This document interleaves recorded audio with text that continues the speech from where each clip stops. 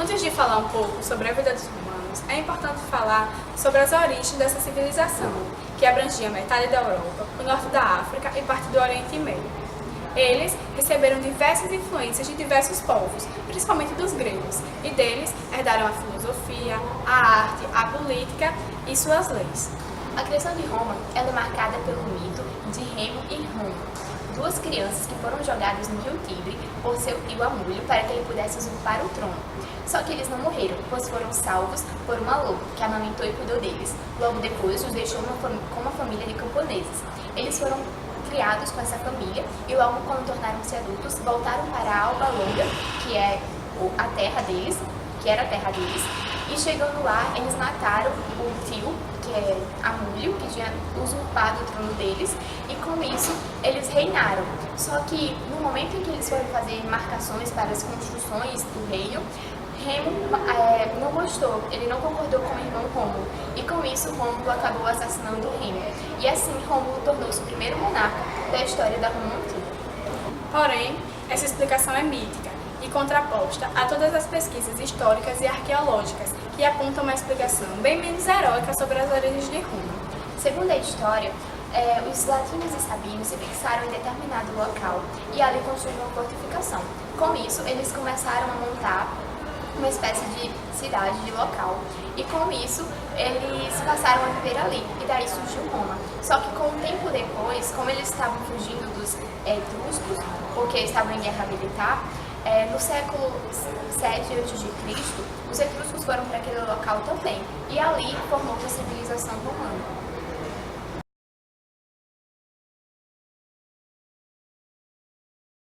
Bem, primeiramente a gente tem que entender que a cultura ela é refletida no cotidiano da civilização de uma determinada população. Com os romanos não seria diferente. A crença deles, os costumes, as tradições, culinária, enfim, de um modo geral, tudo estava refletindo na identidade cultural daquele povo. E então a gente precisa entender o quê? Que a história ela deve ser analisada não apenas do ponto de vista do passado, mas também do presente.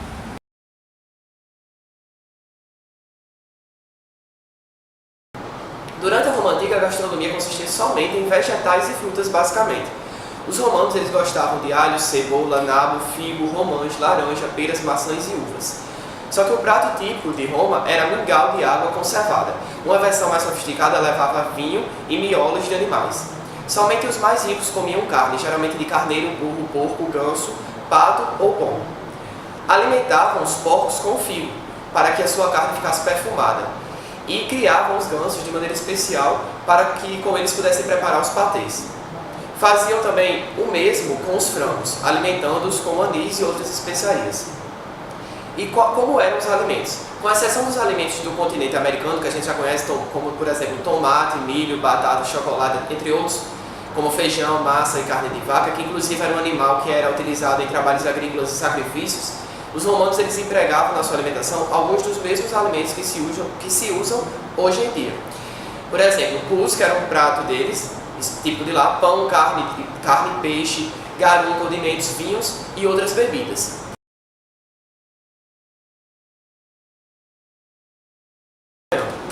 Os romanos eles realizavam a primeira refeição do dia, o gentáculo, pouco depois de se levantarem. Essa refeição era composta basicamente de pão, queijo, ovos e leite. O pão ele podia ser embebido em vinho, aquecido ou então regado com azeite esfregado em alho. E em relação ao leite, como é que funcionava? O mais consumido era o de cabra ou de ovelha. Durante a Era do Império e também por influências de alguns médicos, propagou-se o hábito de apenas tomar água pela manhã, que isso inclusive é uma curiosidade dos romanos, eles só tomavam água pela manhã. Agora em relação ao prádio, como era o almoço deles? Por volta do meio-dia, tomava-se geralmente em pé o almoço, né? E esse almoço ele poderia incluir, o prádio também chamado, poderia incluir restos de comida do dia anterior, carnes frias, frutas e queijo. Não se tomava vinho durante essa refeição, pois ela era consumida no período em que eles estavam no trabalho. Bem, a ceia. A ceia era correspondente ao nosso jantar. Ela era a principal refeição do dia e iniciava-se à 10ª hora, o que corresponde no nosso horário às 4 horas da tarde. Os romanos, eles contavam as horas a partir do nascimento do sol, que iria se prolongar até de noite. Dividia-se, portanto, em 3 partes, o mustato, ou augustus, ou ainda promúcio, prima mensa e segunda mensa. O gustato era composto por uma série de aperitivos, comiam-se, por exemplo, cogumelos, saladas, rábanos, couve, ovos e ostras. Para beber, tomava-se o mussu. Daí essa parte da cena ser também chamada de promusso, que servia para abrir o apetite, e a qual se atribuía a capacidade de prolongar a vida. A prima mesa era composta por vegetais e carnes, e a segunda mesa consistia na sobremesa, na qual se serviam frutas ou bolos.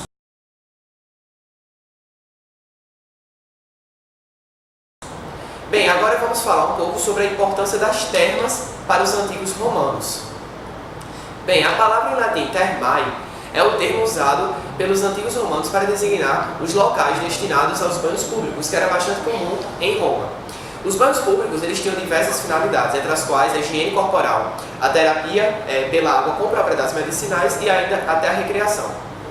Embora o uso de banhos públicos tenha sido iniciado pelos caldeus, algumas das primeiras descrições do hábito de frequentar termas no mundo ocidental vieram da Grécia. Houve uma forte influência da Grécia sobre Roma nesse aspecto. Os gregos utilizavam pequenas banheiras e lavatórios para higiene pessoal. Alguns exemplos eram os banhos no complexo do Palácio de Knossos, em Creta, e os banheiros de luxo escavados em Acrótile, Santorini, ambos construídos em meados do segundo milênio a.C. Os minóicos, que eram os habitantes de Creta, eles construíam banhos públicos em ginásios para relaxamento e higiene pessoal. A mitologia grega ela precisou que certas fontes naturais e piscinas eram abençoadas pelos deuses para a cura de doenças. Em torno destas piscinas sagradas, os gregos criavam instalações balneares para aqueles que desejassem essa cura. Suplicantes, o que eles faziam? Eles deixavam oferendas aos deuses destes locais e banhavam-se na esperança da respectiva cura. Os espartanos eles também desenvolveram o banho de vapor primitivo. Em Serageum, o balneário grego, as câmaras balneares eram cortadas na encosta onde brotavam as fontes termais. Uma série de nichos foi cortada na rocha para acomodar a roupa dos banhistas. Os gregos utilizavam os recursos naturais do local, mas adicionaram suas próprias comodidades, tais como as decorações e nichos. Durante a civilização grega tardia, os balneários eram construídos frequentemente em conjunção com campos de atletismo, que eram chamados de palaestra. Os romanos, eles, dentro dessa perspectiva, absorveram muitas das práticas balneares gregas. Como eu já falei, houve essa grande influência. E ultrapassaram os gregos no tamanho e na complexidade de seus banhos. Como na Grécia, o thermae romano, ele se tornou um lugar focado para a atividade social e recreacional. Quando o Império Romano expandiu, a ideia do banho público se espalhou para todas as partes do Mediterrâneo e em regiões da Europa e do norte da África. Com a construção de aquedutos, os romanos eles tinham água suficiente, não só para o uso doméstico, mas também agrícola e industrial. E além disso, para os seus próprios propósitos de lazer. Frequentar os banhos públicos era uma das atividades mais comuns no cotidiano da antiga Roma. Era praticado por todas as classes sociais. Enquanto os extremamente ricos construíam balneário nas suas próprias casas, os banhos dos romanos mais humildes ocorriam nas instalações públicas chamadas de thermae. A população podia frequentar também banhos privados, mediante o pagamento de uma pequena taxa. Porém, esse balneário não oferecia o luxo equivalente às termais públicas. Os banhos públicos termais eram muito mais magníficos e generosamente equipados. Por exemplo, havia bibliotecas, calçadas, piscinas e instalações esportivas. O mais famoso de todos os banhos romanos, as termas de Caracalla, era forrado de mármore, imenso como um palácio. Os banhos públicos de grande porte, chamado thermae, eram propriedade do Estado e muitas vezes cobriam vários quarteirões da cidade. A maior delas, a termas de Diocleciano, podia armazenar até 3.000 banhistas. As taxas eram bem acessíveis, dentro do orçamento dos homens livres romanos.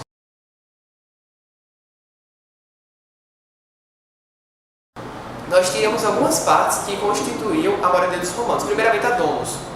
A domus, também chamada de casa. A domus era a residência urbana das famílias abastadas na Roma Antiga. E, portanto, na sua maioria dessas famílias eram, portanto, patrícias, nome pela qual é denominada nobreza romana.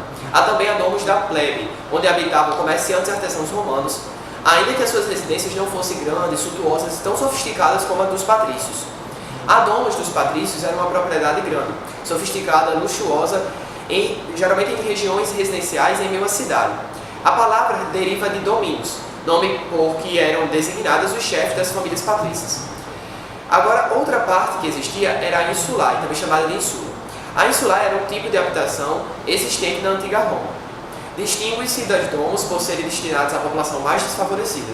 São parecidos com os prédios de hoje em dia, pois a sua disposição se verificava em andares. Eram destinadas a aluguel e eram bastante pequenas, com normalmente um quarto, que chegava a albergar famílias inteiras. Embora a cidade de Roma tivesse uma rede de esgotos, as ínsulas não tinham casas de banho. A sua construção era muito frágil, feita de madeira e tijolo, o que fazia das ínsulas alvos para incêndio. Devido a esse fator, entre outros, foi possível um grande incêndio em Roma durante o governo do imperador Nero, bastante conhecido dentro da história romana. Em Roma, a proporção de ínsulas para domos era de 4 ínsulas para 1 domo. Outra estrutura era o villae, ou vila. Na Roma Antiga era originalmente uma moradia rural, cujas edificações formavam o centro de uma propriedade agrícola. Portanto, era uma propriedade ou residência de campo de um patrício, ou de um plebeu de grandes posses, ou ainda de uma família campestre romana, onde normalmente se centravam as explorações agrárias de maior vulto, embora haja casos de algumas dessas propriedades que não tinham exploração agrícola associada. Esses casos normalmente consistem em vilas áuricas que evoluíram a partir de explorações rurais mais modestas, como por exemplo a vila de planta linear ou vila de peristilo. As vilas eram basicamente constituídas por 3 partes principais, que seria a parte urbana, que em latim a gente pode chamar de pares urbana. Nesse local viviam os proprietários e a sua família. Era em tudo semelhante a domus urbana das famílias abastadas. As paredes eram muitas vezes pintadas com motivos decorativos, por vezes de uma grande beleza e complexidade, mas também detinham zonas com pavimentos aquecidos. Por exemplo, sistemas de hipocausto, lareiras centrais, mosaicos parietais de solo, etc. Possuíam normalmente água corrente graças ao sistema de canalizações, e também outras divisões incluíam o escritório ou áreas de negócio, um ou vários templos, quartos, cozinhas, termas, salas ou salas de jantar, que eram chamadas de triclínio, como sucede no caso da Vila de Vale de Mouro, a Coriscada. A parte rústica agora é também chamada de pares rústica, em latim. Nela viviam e trabalhavam os servos e ou escravos rurais. Esta zona da vila incluía ainda zonas de armazenamento de matérias-primas ou produtos, como sucede para a farinha, como os hórreos, áreas de transformação de matérias-primas. Temos também ainda a parte frumentária, em latim chamada de pares frumentaria, que situavam-se nos campos, bosques, vinhas, ribeiras ou rios, e toda uma série de edifícios auxiliares para extração ou transformação de matérias-primas, como é o caso de moinhos de água ou mesmo de lugares, como é o caso de Romancio I, a Mursa de Douro, que poderia constituir uma estrutura de uma vila de maiores dimensões, com seu epicentro no Prazo, o Freixo de Dumã.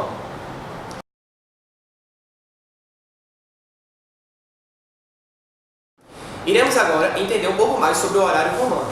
Primeiramente, a gente tem que entender que nem todos os povos contavam as horas do dia e da noite da mesma forma, e nem sempre esse modo foi como é hoje. Vejamos então como é que se dava essa marcação entre os antigos romanos, dos quais herdamos quase todas as formas de medir o tempo e de nele nos situarmos. É sabido que o relógio mais comum, em latim chamado de horologium solarium, era o relógio de sol que, por sinal, não era muito utilizado pelos cidadãos comuns, pois eles guiavam-se por elementos da própria natureza, o sol, a lua, entre outros. Diferentemente de nós, os romanos eles dividiam o tempo de luz, ou seja, eles dividiam o dia em 12 horas. Assim, no verão, as horas eram maiores do que no inverno. Eles expressavam as horas em números ordinais, da seguinte forma: hora prima, hora segunda, hora tertia, hora quarta, hora quinta, hora sexta, hora sétima, hora octava, hora nona, hora décima, hora undécima e hora duodécima. A hora prima, chamada primeira hora, ela marcava o amanhecer. A hora duodécima marcava o fim do dia, ou seja, o pôr do sol. A hora sexta marcava o meio-dia. No verão, o dia começava às 4h30 e terminava às 19h30. E no inverno, ia das 7h30 às 16h30. Porém, as horas da noite eram somente 4. A prima vigília, a segunda vigília, a terça vigília e a quarta vigília. Também tinha duração diferente de acordo com a época do ano. A origem dessas horas noturnas estava relacionada com os turnos de vigilância nos acampamentos militares. Daí surgem algumas palavras, por exemplo, vigilante, vigia, vigilar e vigiar. Assim, para saber se a duração de uma hora, do dia ou da noite, era necessário levar em consideração a época do ano em que se estava. Para medir, por exemplo, a duração das horas da noite, era necessário dividir por 4 o período que ia do pôr do sol ao amanhecer.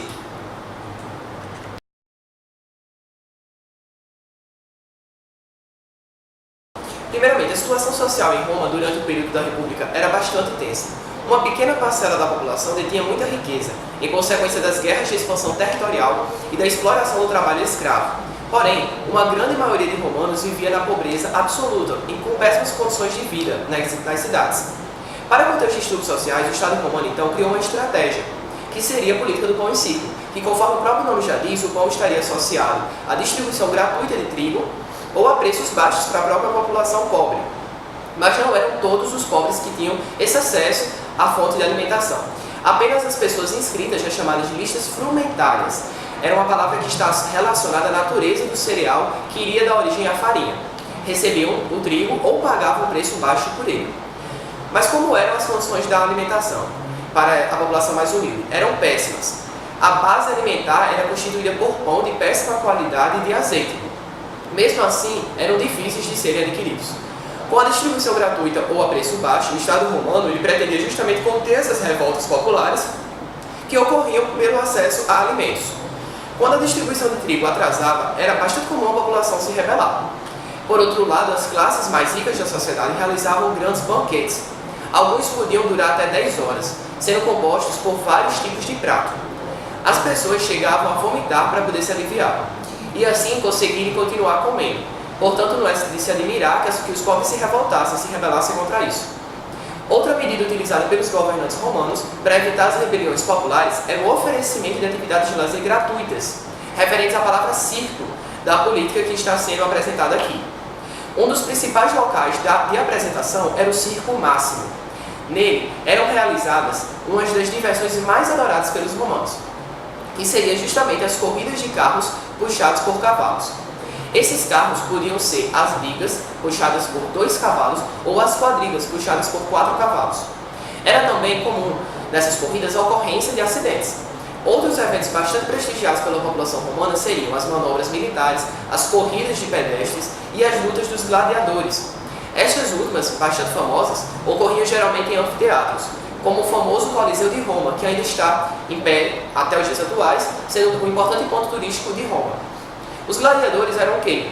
Eram escravos, prisioneiros de guerra ou até mesmo voluntários, treinados nas escolas especiais. Eles deveriam lutar entre si. Eles enfrentavam, em muitos casos, animais ferozes, como por exemplo, leões, leopardos e tigres, provenientes de diferentes locais dos territórios que eram controlados pelos romanos. Esses eventos eram marcados pela extrema violência, acarretando inúmeras mortes durante a sua realização. Mesmo assim, eram extremamente populares, o que levava os políticos a financiá-los para conseguirem o apoio da população aos seus próprios projetos.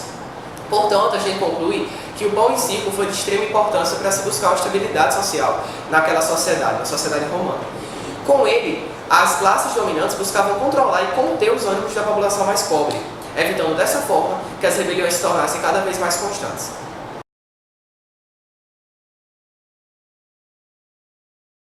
Na religião dos romanos, eles eram politeístas e antropomórficos, o que significa dizer que eles acreditavam em vários deuses e que a representação desses deuses tinha características humanas. Tinha também uma grande influência vinda da crença de outros povos, principalmente de etruscos, relativa à antiga Itália e de gregos. As conquistas de território ampliaram os conhecimentos dos romanos. Quando eles conheceram parte do mundo antigo, eles encontraram várias religiões que por elas mantiveram grande respeito. Algumas chegaram até a erguer templos em Roma.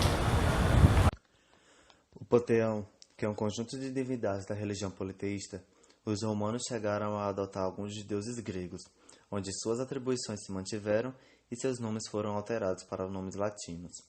Júpiter, que era Zeus, Marte, que era Ares, e Quirino, constituíram a primeira trindade romana, mas em 509 a.C., com o início da República, os romanos incorporaram uma nova trindade. Júpiter, que era Zeus, Juno, que era Hera, e Minerva, que era Atena, simbolizavam a presença do poder e possuíam origem etrusca. Os 12 grandes deuses romanos correspondiam aos deuses gregos. Os cultos inicialmente baseavam-se em crenças de espíritos protetores da família, que se transmitiam de pai para pai. Assim, a religião se desenvolvia em esfera privada, que está ligada à atribuição do sagrado à família, do clã e dos santuários domésticos. Já em esfera pública, Os cultos cívicos prestavam homenagem aos deuses com oferendas nos templos, além de procissões, rezas e sacrifícios públicos. Porém, durante o Império, a imagem dos imperadores foi cultuada publicamente num tipo de religião cívica, o que perdurou por várias gerações durante 3 séculos depois de Cristo.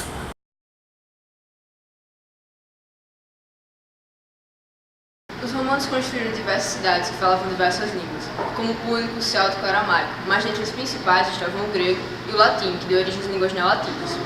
As cidades eram organizadas ao modelo grego, onde a cidade envolvia o campo e o centro era a parte urbana, chamada de urbis.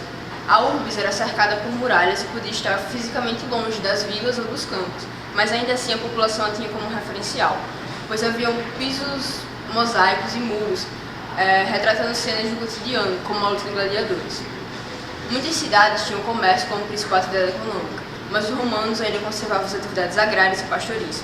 Apesar de haver comércios na cidade, o grupo social dominante eram os donos de terra, chamados de patrícios. Mesmo tendo sido influenciado por diversas culturas, os romanos inovaram na arquitetura, que era essencialmente civil e militar. Enquanto para os gregos as principais construções eram os templos, para os romanos eram os edifícios públicos, como mercados públicos, bibliotecas, aquedutos, reservatórios de água. Os templos, que ficavam na parte alta da cidade, eram utilizados não só para fins religiosos, como, por exemplo, o templo de Sulis Minerva, em Bath, na Grã-Bretanha, onde foram encontrados pedidos de restituição de bens. Além destes, ainda haviam outros edifícios públicos, como, por exemplo, os teatros, que podiam ser cobertos ou descobertos, e os anfiteatros, que foram uma criação romana. Eles nasceram da necessidade de se poder assistir às lutas de gladiadores de qualquer lugar. Daí surgiu o seu nome inicial, Spectaculo, lugar de onde se pode ver. Mais tarde, os eruditos latinos transpuseram esse nome do latim popular para o grego e chamaram anfiteatro, lugar de onde se pode ver dos dois lados. Aconselhava-se que fossem construídos no limite do perímetro urbano para que os corpos pudessem ser logo evacuados para fora das cidades. Eles eram reflexo da sociedade, onde os lugares eram distribuídos de acordo com a sua classe social, e a luta de gladiadores tinha um importante papel, não só para divertir a população, mas também para criar uma identidade romana diante dos bárbaros conquistados. Em relação à habitação, haviam as domus, casas particulares para habitantes mais ricos, com jardim interno e outras comodidades, e as insulas, casas coletivas alugadas para moradores mais pobres, que eram altas, frágeis e ruíam com frequência.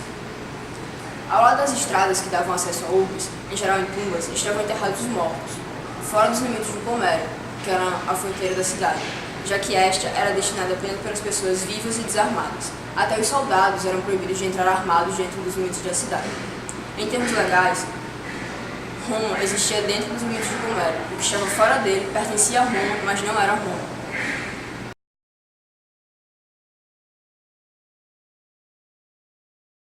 Concluindo, com este documentário foi possível aprender um pouco sobre a sociedade romana, desde como se dava a vida em sociedade, a religião, até o funcionamento das cidades. Além disso, é possível notar o poder e influência que esse povo exerce sobre a nossa sociedade até os dias atuais.